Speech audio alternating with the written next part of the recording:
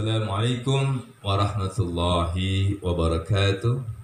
Alhamdulillah, alhamdulillahilladzi ja'ala ramadhana syahran mubaraka, syahran 'azima unzila fihi al-Qur'an hudan lin-nasi wa bayyinatin minal huda wal furqan. Wassalatu wassalamu ala nabiyyina Muhammadin wa ala alihi wa sahbihi ila akhiriz zaman, amma ba'du. Pemirsa yang dimuliakan Allah Subhanahu wa taala, pada kesempatan ini saya akan menyampaikan tentang filosofi puasa. Kenapa Allah Subhanahu wa taala mewajibkan kepada kita orang beriman untuk berpuasa di bulan Ramadan?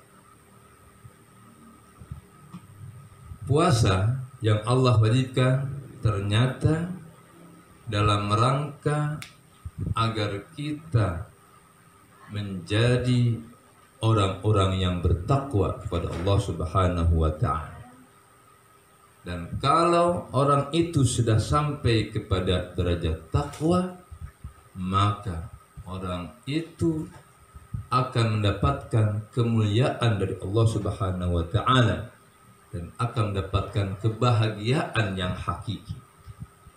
Karena dalam ibadah puasa itu, kalau kita kaji, ternyata puasa yang Allah wajibkan kepada kita orang beriman itu menyamai perilakunya para malaikat Allah Subhanahu wa taala. Mari kita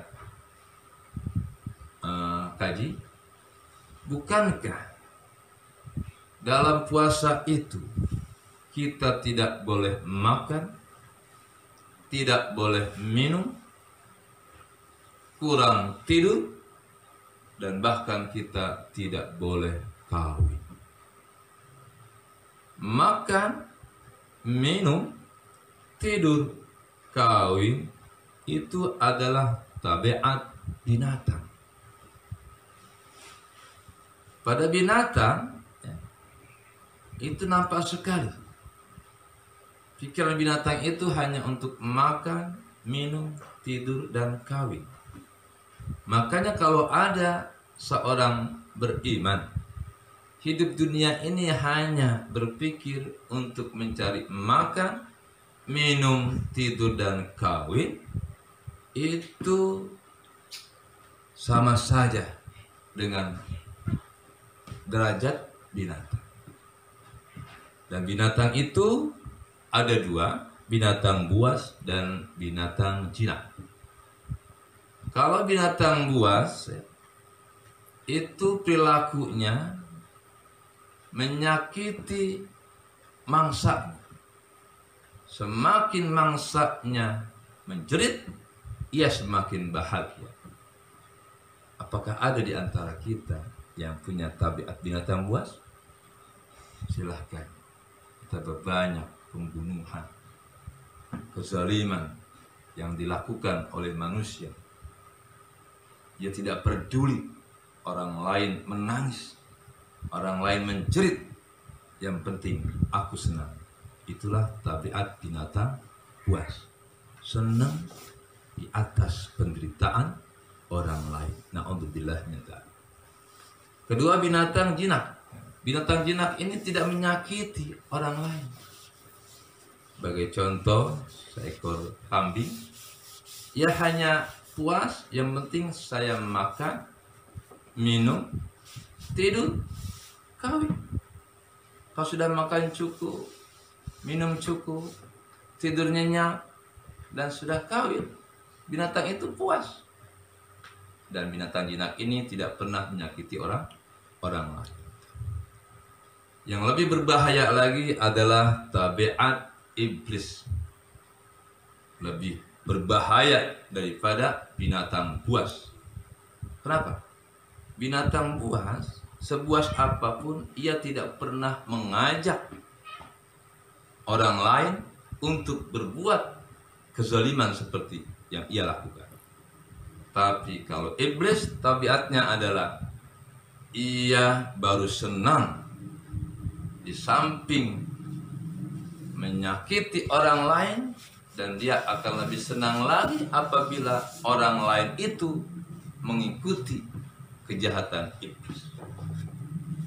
Kejahatan iblis adalah, tabiat iblis adalah senang ketika mampu mengajak orang lain untuk berbuat kejahatan tersebut.